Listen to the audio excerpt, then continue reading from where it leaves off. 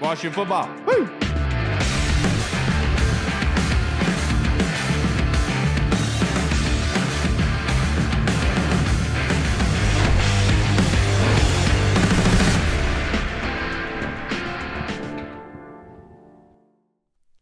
Hello, everybody, and welcome to the Burgundy Zone. I am your host, Kyle. I will not be joined by co-host Mike Hall, I don't think, for this episode. You might be strolling in. But we are joined by co-host Michael Reed. Thank you for joining us tonight, sir. And the Burgundy Zone is a part of the Frederick Podcast Network. You can find out more by going to www.listenfrederick.com. The title of tonight's episode is Mind Games, and we thought none other to bring in Mr. Ken Johannesen, Hogs Haven, to be able to look through the muddy waters that we have here pre-draft. A couple more days until the draft season. So thank you for joining us, Ken. How are you doing? Good afternoon, gentlemen. It's good to be with you. Doing fine. Hope you're all doing well. Also, ready for the draft. Yeah, you're not lying, We're right Ken. there. You're We're not right lying. there. We're very close, and the smoke is starting to fog up a lot. And that being said, with the controversy surrounding these 30 visits with quarterbacks, everybody and their mother has an opinion on it, including Mike Florio. I swear that guy tweets in a full leather bodysuit, man. I swear. Could you imagine what it was like if he was wearing a gimp suit? The farts. Imagine him farting in a gimp suit and just being trapped in there for hours. I swear that's how the guy tweets. But Ken, kind of break this down for us, because obviously, we're a lot younger, a lot more ignorant, and so looking at this sort of thing, I like the mindset here, because with the Carson Wentz aspect of of them drafting Jalen Hurts, you want to be able to test a guy how he kind of stands with competition in his face, because there's no guarantee that you're going to be the guy your entire career. So how do you interpret these top 30 visits having all the quarterbacks come at once? Well, they had 22 players overall, really, on the same top 30 visit. And it seemed unusual first. I've heard of it before, but not that much. But then it was a day or two later on I can't remember which podcast it was, maybe on ESPN. Bill Belichick comes out and says, yeah, we've done things like that in the past. We've had multiple players, multiple position players, in a group here and there. So it's not unusual. I think you two played football in high school, right? As did I. Freshman year. Yeah. And shocker. We had meetings, throughout the week, at least 2 or 3 times, and you would do it in position groups, right? And we would, get a better feel for one another, get ready for the next game, and we would game plan from there. And the coaches would see us interact. Well, this is the first time that the coaches got to see these players interact in the same room. So I think it's a really good thing. 22 players seems a bit much, but, the 4 quarterbacks together, I think that was a good thing. And so, the team, I think, got to see a little bit different perspective other than hosting a player at dinner or a private workout or a private meeting, what have you. They got to see interaction with other players, and I think that's a good thing. Yeah, especially when you're building a team in year 1 of your draft, when you're trying to rebuild from the bottom. Basically, you want to bring guys in that are going to be good for the locker room. You want to see how the guys interact with different people. You want to see how different guys migrate towards them. You want to see the way that if they lead things. You want to see, this is year 1. This is year 1 of the draft with a new franchise. So it especially makes sense right now. So Florio, I don't know what the hell you're talking about. Florio's always trying to start stuff with the Commanders, but Ken, we're right there. We're in the home stretch now. Thursday night, everything changes. The most important draft in certainly Washington Commanders history, possibly the entire franchise's history, if you're really going to be completely honest with yourselves. I don't want to ask you which direction they are going, because we all know quarterback at number 2, but who are you leaning towards? And don't be scared to say whatever quarterback you're leaning towards. No, don't pump the brakes, Kyle. I need this. Well, because Ken put in this caveat before we started recording. I just want to give you a heads up that he let me know this. You can ask Ken who he likes and who he thinks is going to be the pick on Thursday night at quarterback, but also ask him who he likes at quarterback. There you go. Okay, well, there you go. Yeah. Okay, well, let me answer that then.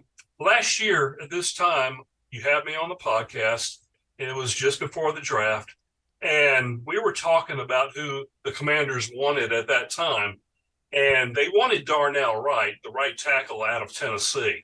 That's who they have been coveting for about a month.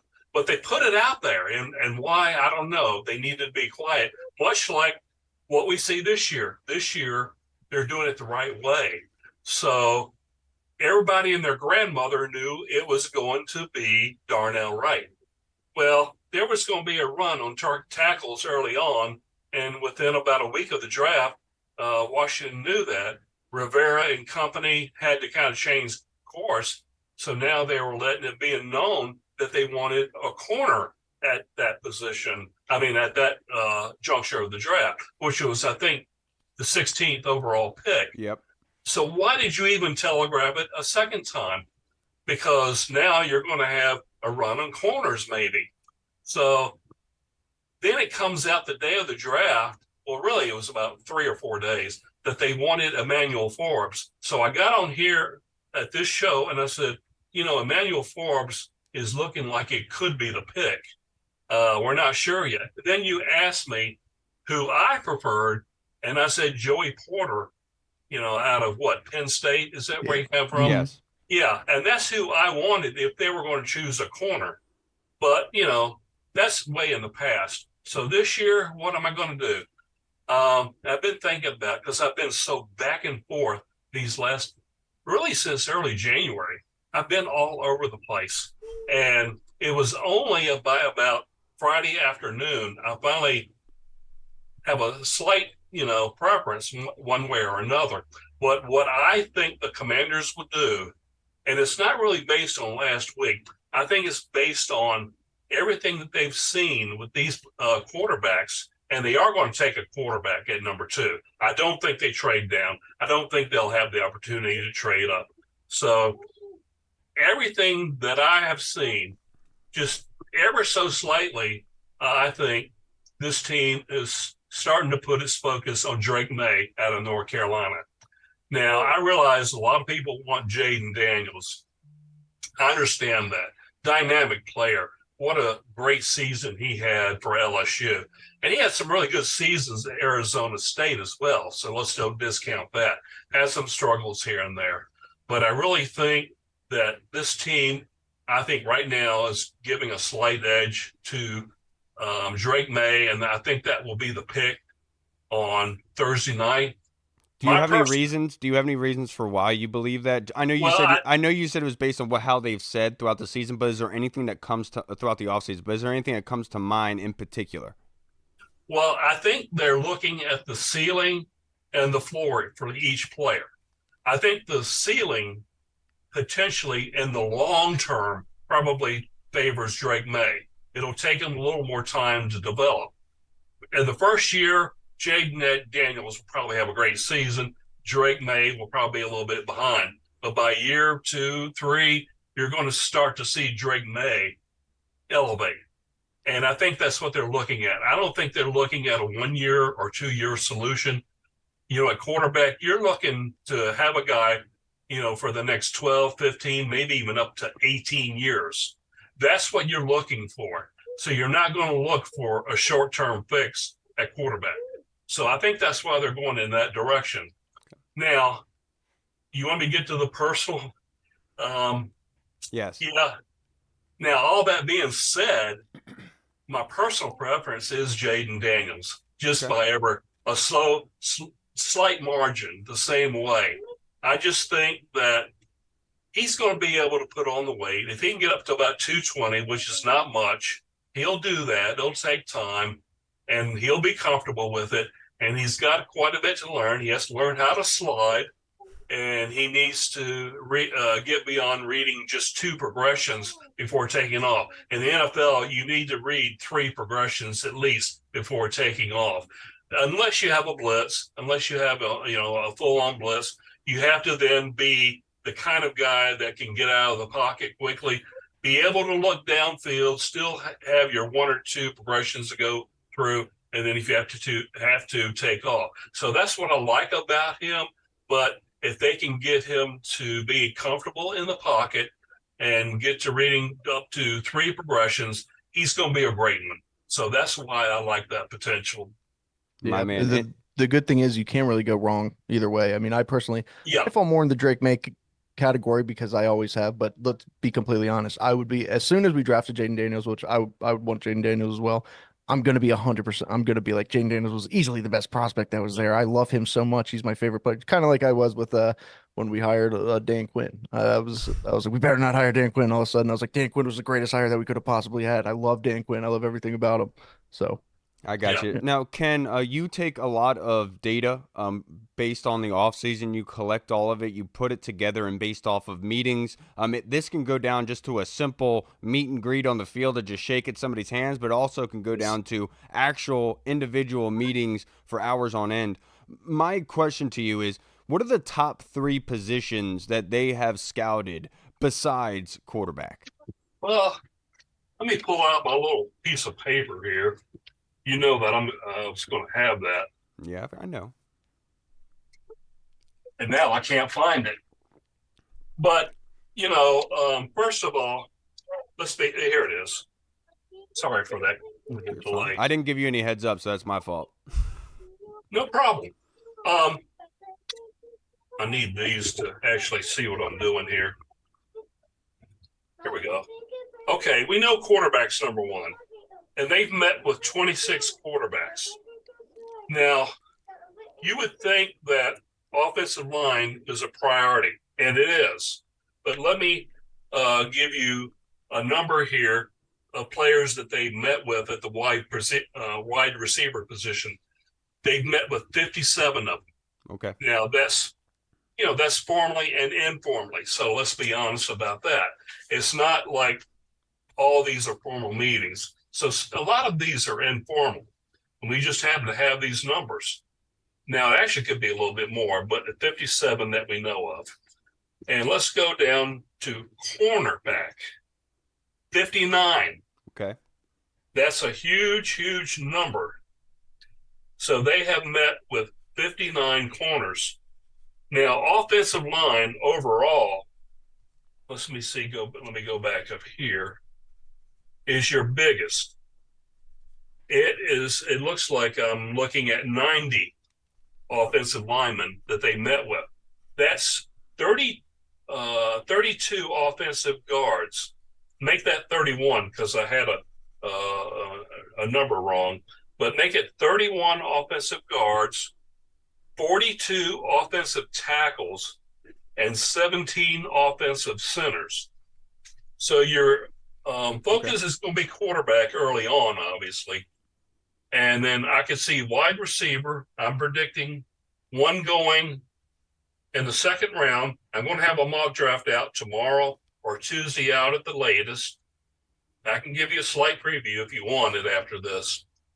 And so I have a wide receiver possibly going in the second round. And Corner and offensive tackle, second round, and a little bit later as well in the third round. So I have cornerback also going in the third round.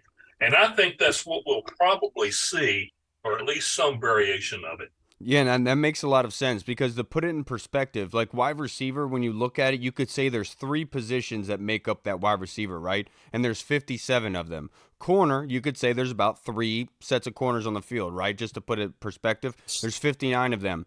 With tackles, there's only 2 positions for tackles, right? Left tackle, right tackle. There's 42 of them. So, like you said, Ken, that obviously is probably going to be an area that they really want to be able to hamper out and figure out heading into this draft, which is great news because that's what we've been looking at this entire time. Sorry, Reep.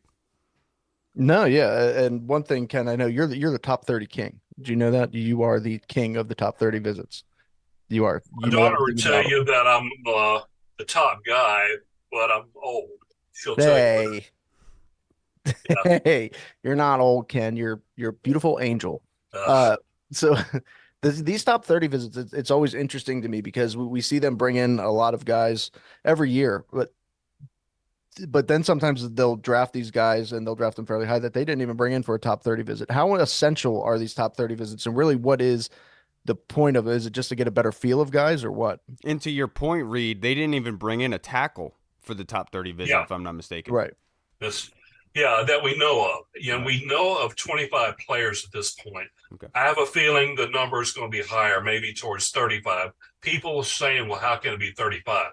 You can have players from local colleges. I think it's within a 50 or 75-mile radius, as well as players that are from the local area.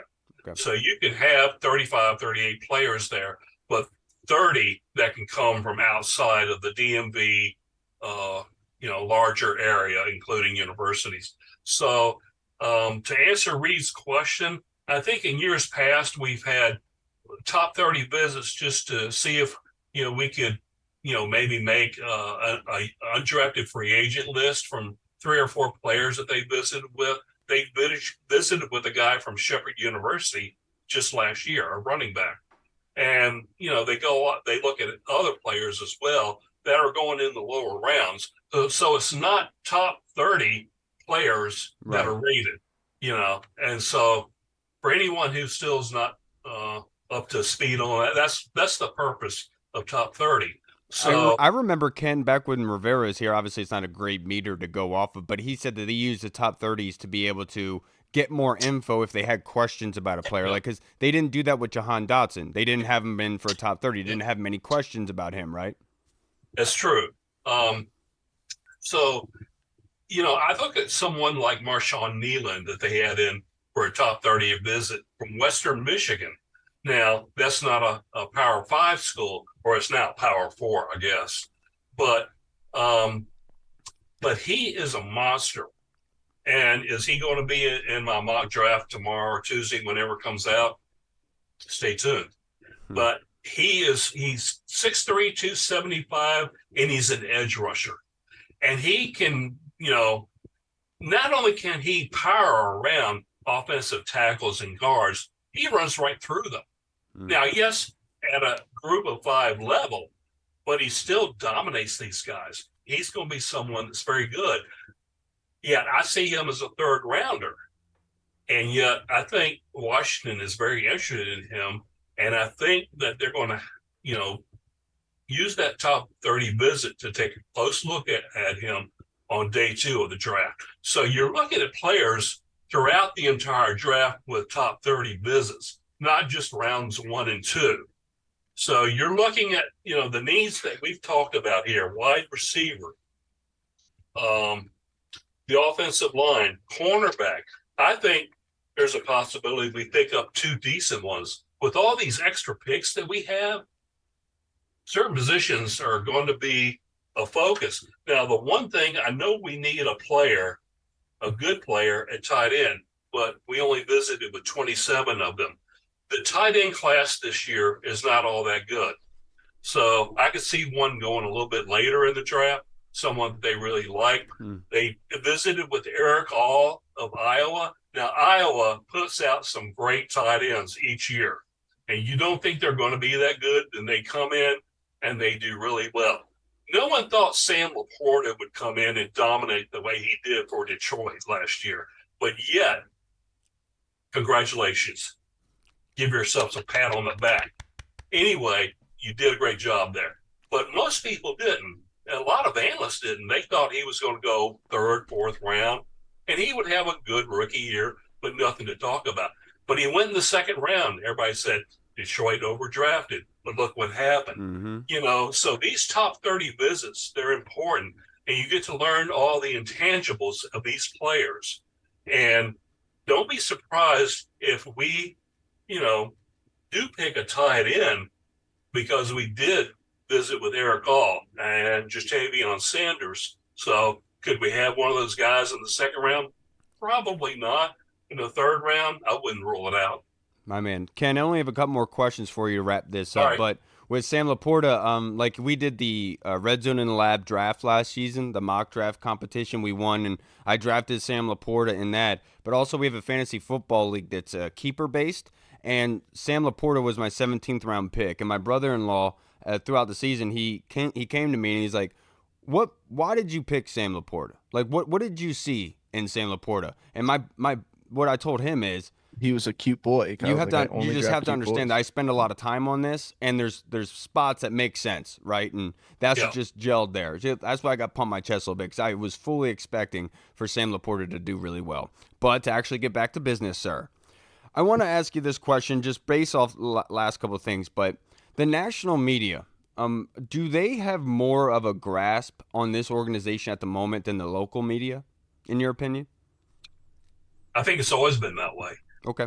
The only exception maybe is John Keim, Okay. because John Keim is always Fair. there, Yeah. and he is so plugged into this organization, and that continues to be the case, even with this massive transition that we've seen all the way from the ownership group, which is brand new, all the way to, you know, the front office, the coaching staff.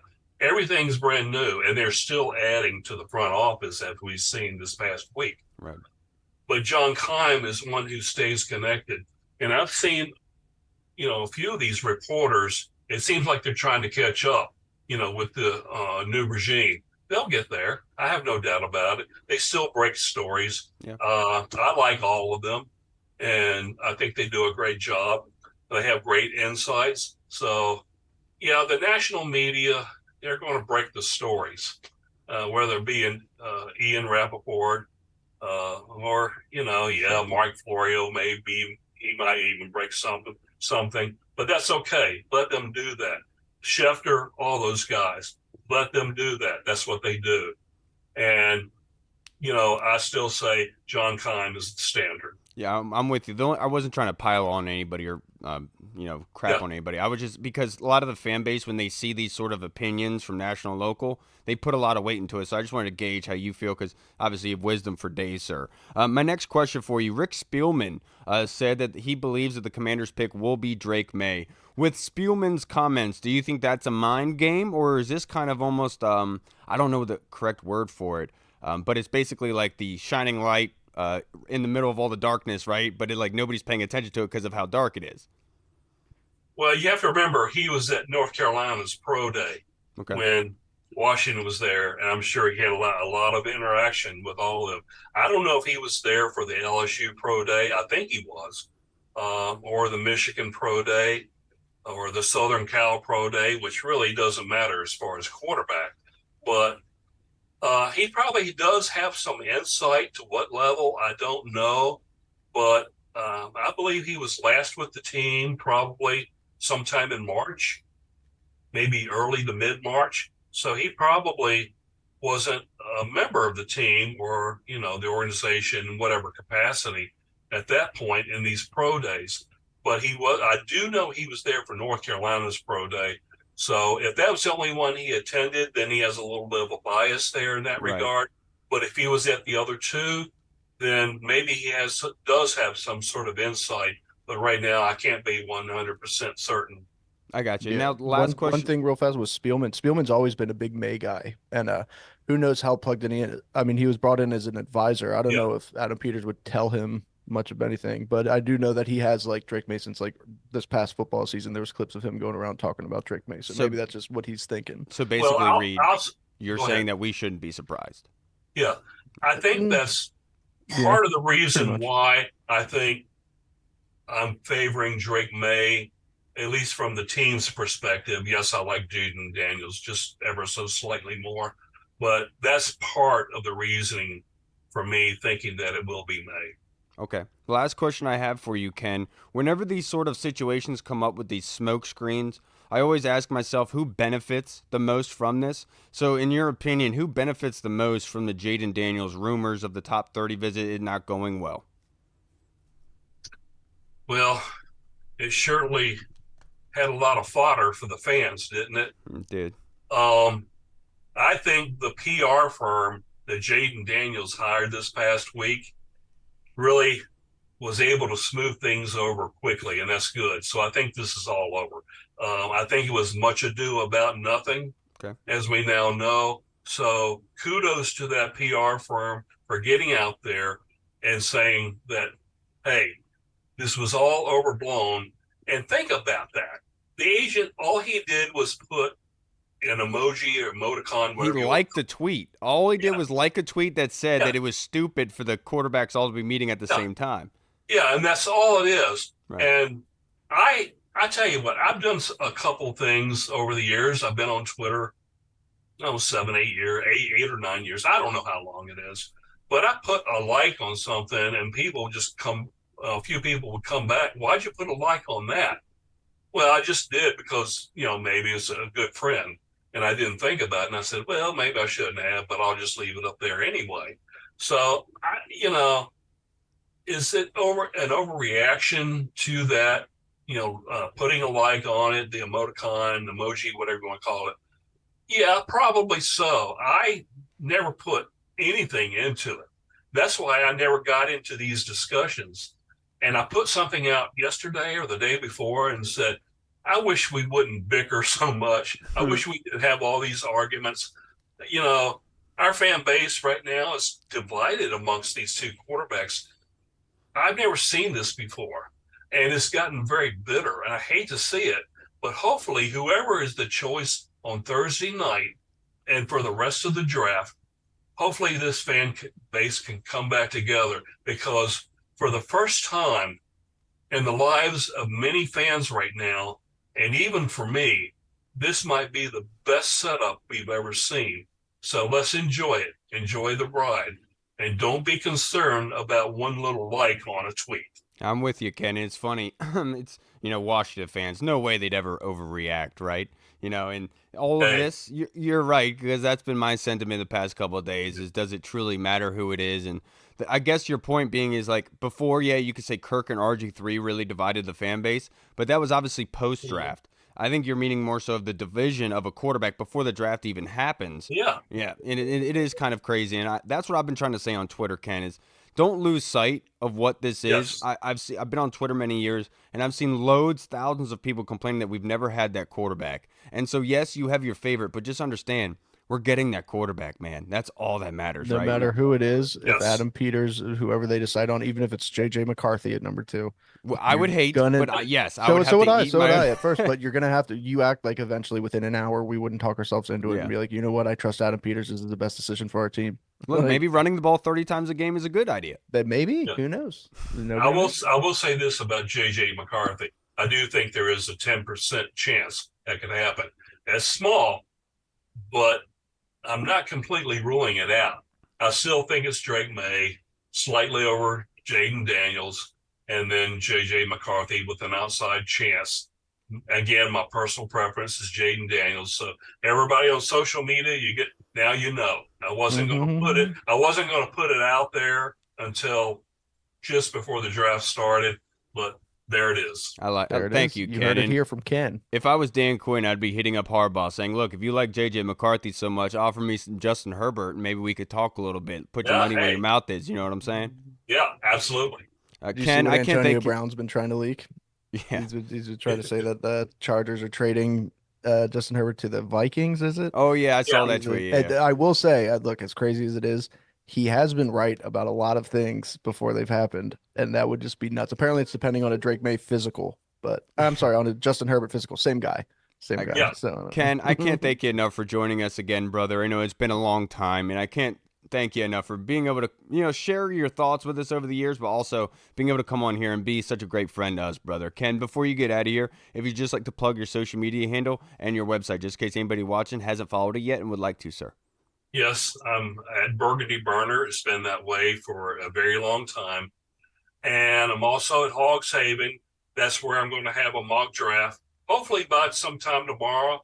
If not, then by Tuesday. I still have 2 draft choices that I'm going back and forth, and it's in the later rounds. It's not the quarterback. I'm already decided on that, and we'll see what that is tomorrow or the next day.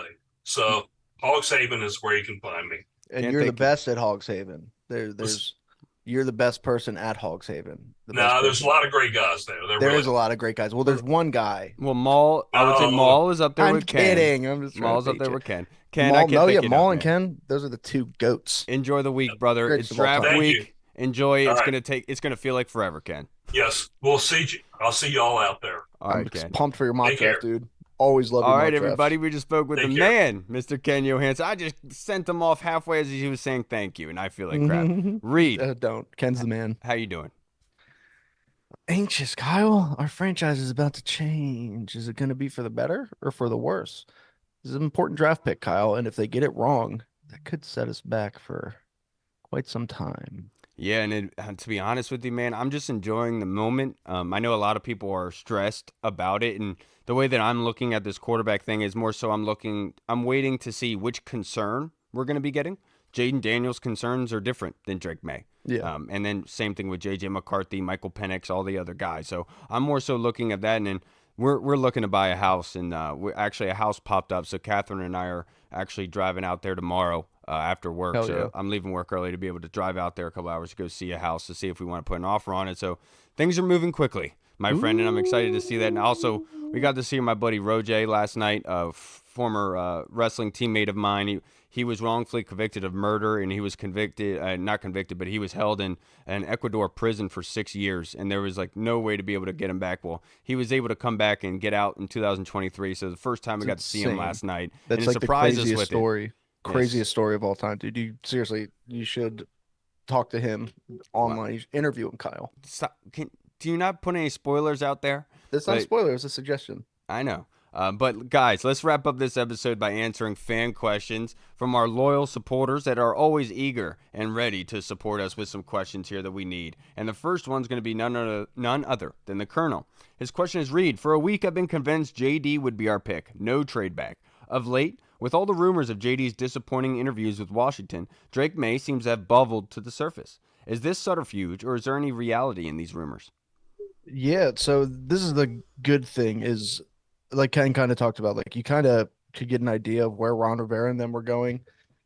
You don't really get that with this Adam Peters crew, and anybody who says that they know is lying because they've been tight butthole. They've kept it super tight, you know what I'm saying? And that's a good thing. So we don't know what they're thinking. All we can kind of do is go kind of base off of Adam Peters' history when he was with San Francisco and New England and Denver and all these places. And all we can do is just kind of put our evaluations into these players and think who we see deserves to be that pick. Now, I do think that it is odd that all that stuff came out. Of course, Jayden Daniels and the PR firm dispelled it, but at the same time, of course, they were going to try to dispel that no matter what. So I don't know how much this is smoke and mirror season. You have no idea. It's close to spooky season. It's such a time for trickery and goblins and ghouls, and you never know what's going to happen. So I don't remember the question. All I remember is I think you got to put a little bit into that just because that's all we have right now as fans. Nothing's coming out other than that. And you answered it correctly. You did a good job with that.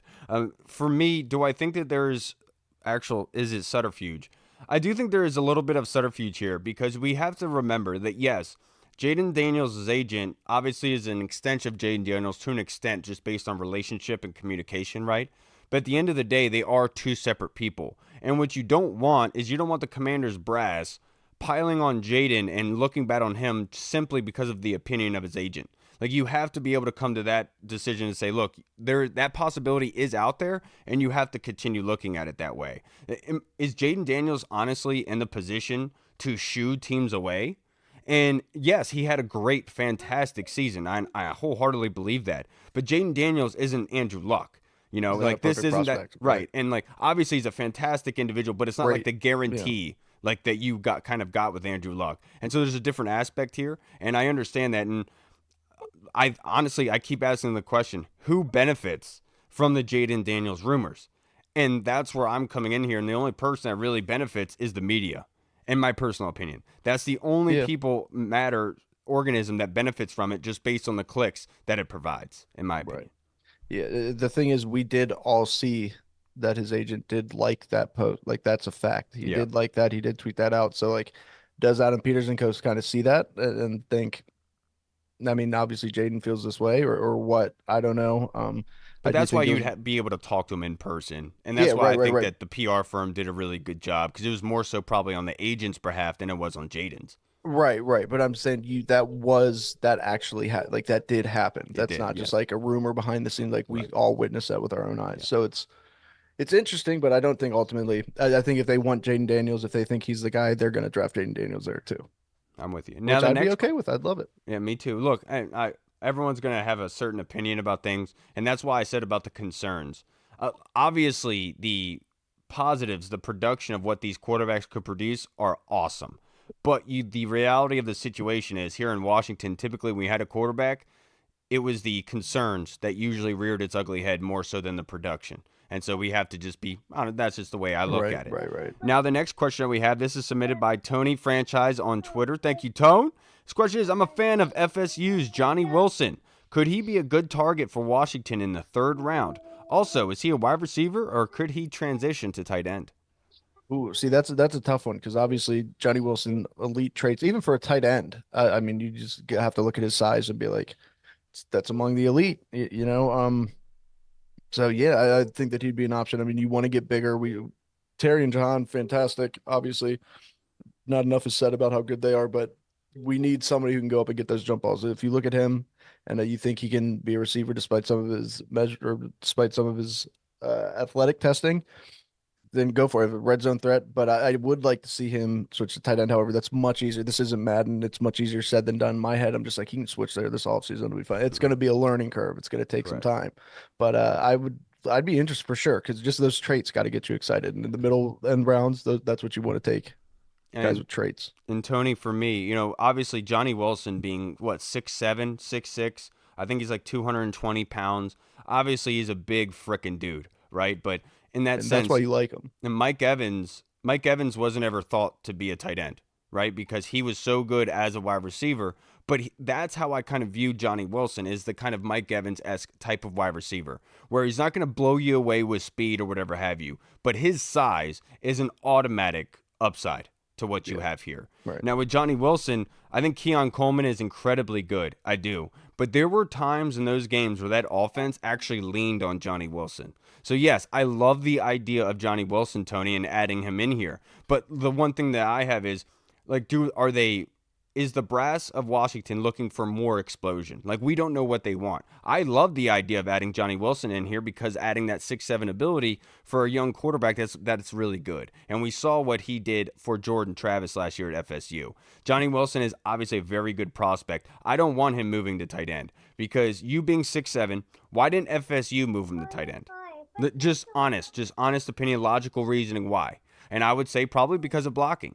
Probably because it probably took a while for him to put on weight. And you're asking a wide receiver to kick inside to be able to block DNs like Micah Parsons, Myles Garrett to chip off on them, block linebackers like Bobby Wagner, like Greeley and other ones. You're going to need a very good blocker. Can you guarantee that with Johnny Wilson? And that's one of those things where do you really want to bank on that for your tight end selection? If you're going to take Johnny Wilson, you're taking him for what he does. And that is he's a damn good wide receiver that quarterbacks can lean on when their number one option is not firing all the way, if that makes sense. So, yes, I would absolutely love that pick. I think Johnny Wilson is a very capable and very good player. Obviously, there's a bunch of them in this draft, but I'm not going to spill milk over it. I think that we're going to get better regardless.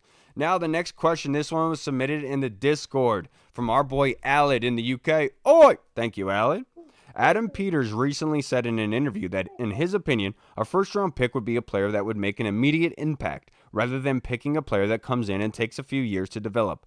Do you think this statement gives us a hint on who we are taking at quarterback in the first round? I mean, hey, that's a very good question. I think that this whole media thing is kind of overblown that Drake May has to sit for a year, a couple years. Obviously, I think with most rookie quarterbacks, it would be ideal, but I don't think in today's NFL, somebody who's that talented, I think that with the flaws that he does have, I don't think that it's necessarily something that, you can't just work on and progress on throughout the season and during the off season and hopefully he's there. But I do think, I mean, yeah, I think that if they do think that somebody like Drake May has to sit for a couple of years, I do think that that's got to kind of make him swing more so in Jayden Daniels. But he has also said that he's like Marcus Mariota can go in there and he can play games. Now, do we buy that?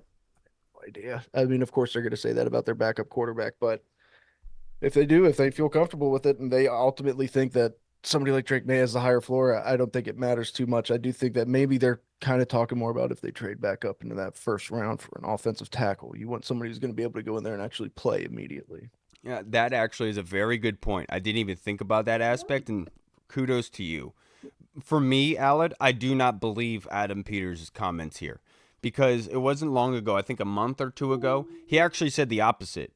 He said that the long term option is what is most what he's souting after. more so than the immediate impact. And so I think this is just him playing both sides of the fence just to make sure that nobody can really uncover what they're trying to do. And is that to say that the first comment was real and the second one's not? No, because what I'm saying is we don't know which one is. But all we do know at this point is that Adam Peters learned from his time in San Francisco, and we don't know what he learned. We don't know what his lessons were. We don't know how he's comfortable sitting. So that's why I'm not in the business of trying to predict. But when he said that long-term comment back then, I knew what he meant. And immediately I was like, wow, that's a statement. I didn't think that he'd make that statement just based on seeing what the quarterbacks can produce right away and what we've seen off film. But now doing this, it's kind of backing up on that a little bit. And so that's why you can't believe any of it. Just sit back, relax, and enjoy it. Now read the next question. This one's submitted by Deluxe. If you could ask a question to the quarterback prospects, what would it be? Ooh, if I could ask a question. And it's not, you cannot say, do you want a piece of candy? Well, then what am I going to ask him, Kyle? I'm going to say, what are you boys doing on Friday night? No, I'm just kidding. If I could ask the quarterback prospects anything, it would be probably how do you get a good Kyle, you know this. How do you get a good measure on a man being a man? What do you ask them? You're What would asking, you ask? what would I ask? You want me to, my How honest would you get a opinion? good because you're such an expert at finding out how manly men are. Okay. You would say what? What would you say to them? I would ask them, to be honest, and it's probably a stupid question, Do but you follow Andrew Tate? I would ask them, What color is your Bugatti? I would ask them, what was the worst thing that ever happened to you? Because You're getting dark, dude. What if well, you found out some information that no, the reason being is one of the biggest comments I didn't like from Dwayne Haskins was during that whole issue with him not starting and everything. He said, this is the worst thing that's ever happened to me. And just the way that life works and everything, if that's the worst thing that's happened to you, you are not geared for this situation because you're looking for somebody who is strong-willed, who understands what they're doing here, and they have been tested through life. And that's what you're looking. This is just like work, right? You don't want a brittle, scared pussy dude leading your unit when your workforce out if something bad happens. You want somebody who has gone through some stuff, that knows how to deal with things and knows that acting chaotic is actually a detriment to things. And that's what you really want to figure out about a guy is what's the worst thing that's happened to you and how did you cope and how did you get over it? And right. that's probably true. a really That's a good thing one. for me to figure out. I would probably ask them that if that's a good one. That's true. If you could go back in time and kill baby Hitler, would you kill baby Hitler or would you try to nurture him? And then I would say, because if you nurture him, keep in mind, there's a possibility that you could get sucked into his beautiful dark eyes and all of a sudden you're working for him, you know? So what do you do? I'm with it. That was a really good question, Arch. Now the next question from Arch is over under that the team selects 9 draft picks and why? So I'm going to go. They're going to select under 9 draft picks, and that's because I'm still like was reported. Who knows again how true this is? But the worst kept secret in the NFL is that the Commanders are going to trade back into round 1, and I do think it's just shaping up to be that way with what we've added pick wise, the needs at offensive tackle, the run that's supposed to be taken on offensive tackles in the first round. I just think that they're going to need to piece together some picks and they're going to need to trade up. And but they could still end up trading up and then gaining picks later on from trading down or something. But I'm going to say under 9. I'm going to put the sweet spot at 7. I'm going to say they're going to make 7 picks. I'm going to go the opposite. I'm going to go over. And the reason why I say that is based on what they've done this offseason. They had a crap load of money. And like I would even ask guests when they came on here, I would say, well, if they have all this money and they're not going to spend it on top tier free agents, then what are they going to spend it on? And what they did is they added a crap load of guys and they threw spaghetti noodles at the wall, so to speak.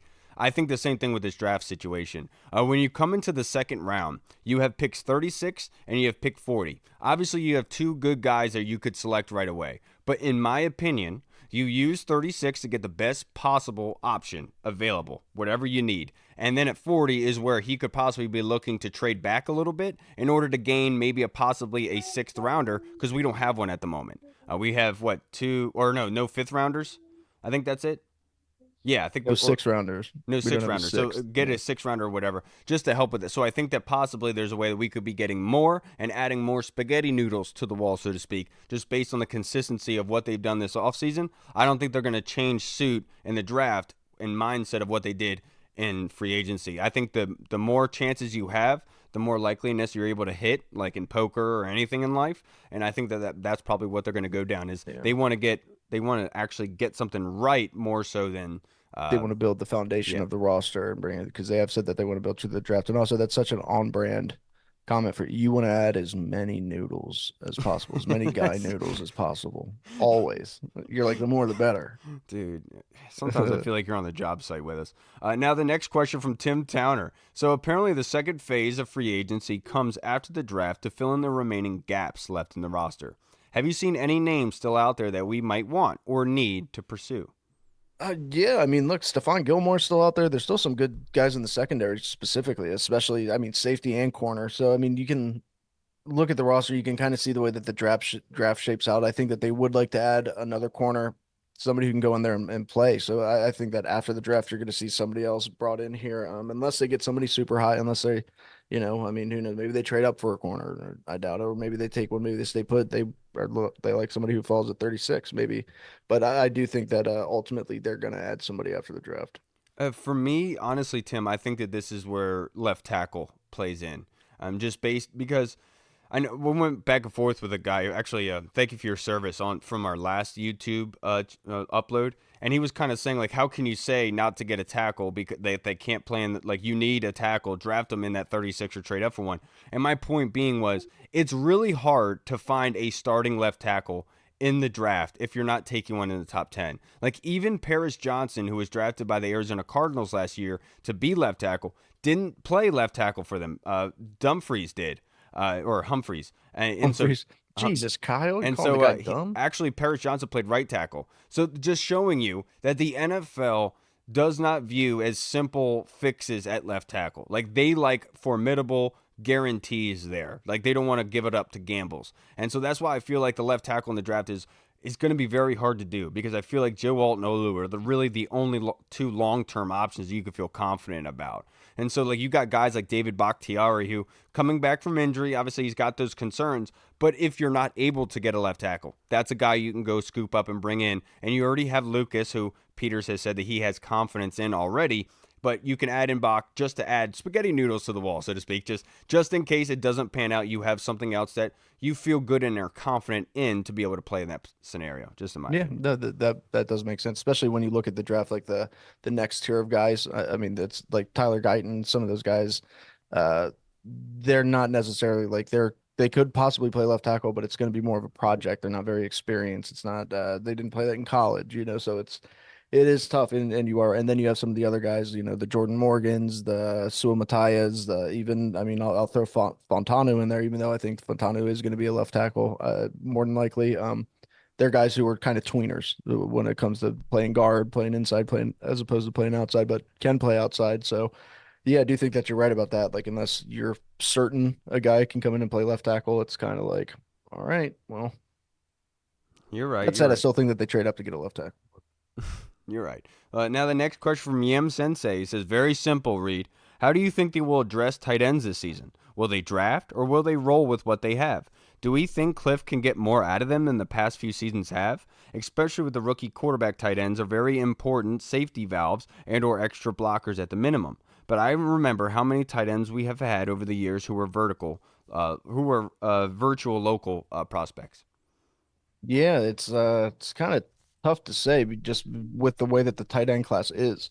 I mean, you don't want to bank on a late day two, day three guy to come in there and start and produce for you, but at the same time, that's kind of where tight ends tend to go and be productive. So it's tough. You just gotta really find the right person, but people strike out a lot again at that position. So it's tough to say. I think that they are going to late day two into day three. I think that they're going to be taking a lot of best player availables. Will one of those guys be a tight end? I hope so. But it's right now, I have no idea. I do think that Cliff Kingsbury and whoever the quarterback is will hopefully be able to use their tight ends to their advantage because they always say a young quarterback's best friend is a tight end. And I'm hoping that somebody like Zach Ertz can just be a nice safety valve, despite not adding much in terms of athleticism to this offense. Yeah, you answered that very well. I think they already have addressed the tight ends. Yeah, in my opinion, like when you look at the Lions, what did the Lions do last season before that draft, right? They got rid of TJ Hawkinson, so they went in with a kind of need at that position. Well, they drafted a tight end in the second round, right? In my opinion, how did they address the tight end? They already did. They brought in Zach Ertz. If you don't bring in Zach Ertz if you're targeting a tight end in day 1 or day 2, in my opinion. I think that like 5, 6, or 7 in those rounds, they can add a tight end, but it doesn't mean that that's a guy that's coming in to start. I think that's a guy that you're adding to the room to kind of start that factory, that conveyor belt kind of system that I talked about before, and that's where I more so see than anything else. I could see day 2 pick if they didn't bring in Zach Ertz. So I think that they have already addressed the tight end situation by saying, we know that we're not going to be coveting it. It's not a huge draft to be able to go get a starter, get a guy. So let's just add something in here in Zach Ertz, who's comfortable with it, that we are confident can just be the catcher of the football that the rookie quarterback needs. But we also have some draft picks here that we feel very good about in skill set, that we know that can block well and catch well, but we have to build them up in other areas. I think that's more so what they're probably thinking, more so than this is 100% a need and we need to spend a top 100 pick on it. I'm not sure if that's honestly the case. Yeah, for sure. Anything you want to say before we head out for this? I got nothing, Kyle. And I know a lot of you might be surprised about that I don't have anything to add or to say because I'm so outspoken and things of that nature, and I always have a lot to say, but I got nothing, Kyle. I'm just excited. I'm just waiting for the draft to hurry up and get here so we can start focusing on the 2025 draft. That's all you're focused on. It's crazy because Ian Cummings and others, like, as soon as the draft is over, that's what they start working on. Immediately on to 2025. It's mind-bending, dude. I had no way I'd be able to figure that out. What a weekend it's been, man. Became a godfather on Saturday for my nephew, Jace, which is an honor, so thank you to my sister for allowing that to happen. The podfather became a godfather. And seeing all my relatives, some of my cousins I haven't seen in years. And Did you leave a horse head in anybody's bed? No, but it's so funny. My uncle Jim, he stopped me. We were at a brewery. We were just celebrating the baptism of my nephew. And so we went to a brewery afterwards. My uncle Jim, he stops me randomly while we're at the brewery. And he goes, "Hey, I've never met your son before. Never seen your son before. But as soon as I saw that little boy, I knew he was yours." Yeah, dude, he does look exactly like you. Cash looks exactly like you. It's so cute. It was. It's and so it was funny. it was a good time. It was a very good weekend. And obviously we don't know what the future holds. Right now we're looking at houses for Delaware and everything like that. We don't know what's going on down the line. Just letting y'all know. I know what I tweeted the other day, that the pod could be coming to an end.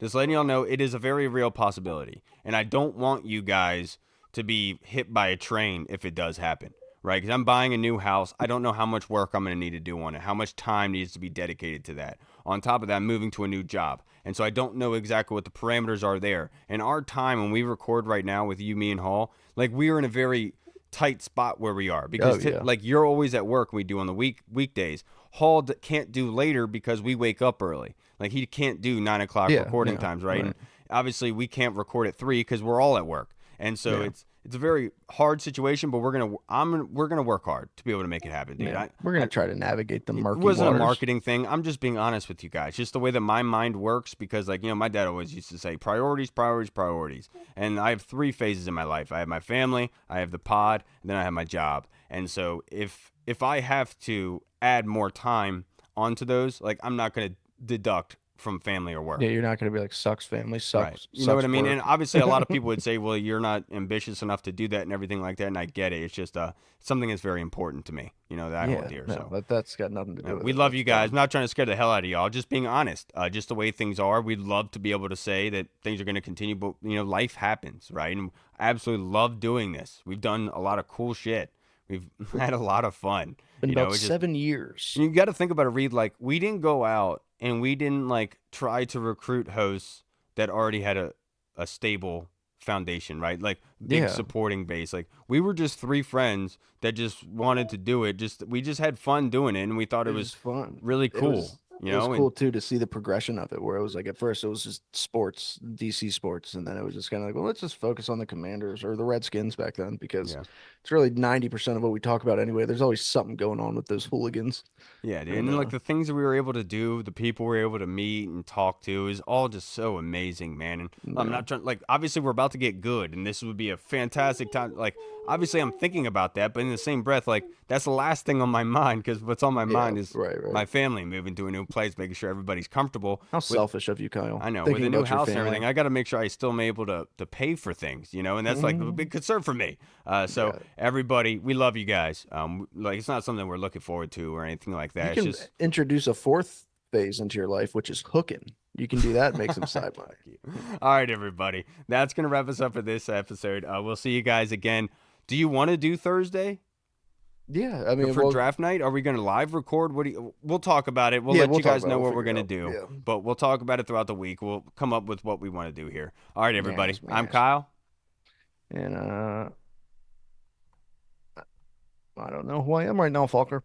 All right, everybody. We'll see you on Thursday. Have a great week. I know it's going to go by slow for the draft on Thursday, but just bear with us, man. Just be happy. All right? This is a new time, and just don't be concerned about what the future holds. We're getting a new car. It doesn't matter what type of car it is. We're going to be able to have AC. We're going to have navigation. You know, we're going to have all that new stuff. Your car right now might suck a little bit, but guaranteed you're getting a new one on Thursday. Just calm down. All right, everybody. We'll see you next week. Washington football. Woo! What's up, everyone? This is Kyle from the Burgundy Zone. We are releasing our own merch to support the show. If you want to rock the Burgundy Zone logo or you want to see Reed's face on your shirt, we got it. We're starting with t-shirts, hoodies, and zip-up. So if you're a fan of the show, make sure you snag one before they are gone. Check out the link in our bio on Instagram, or you can find the link in the description of the video. Thanks again for all your support. Until next time.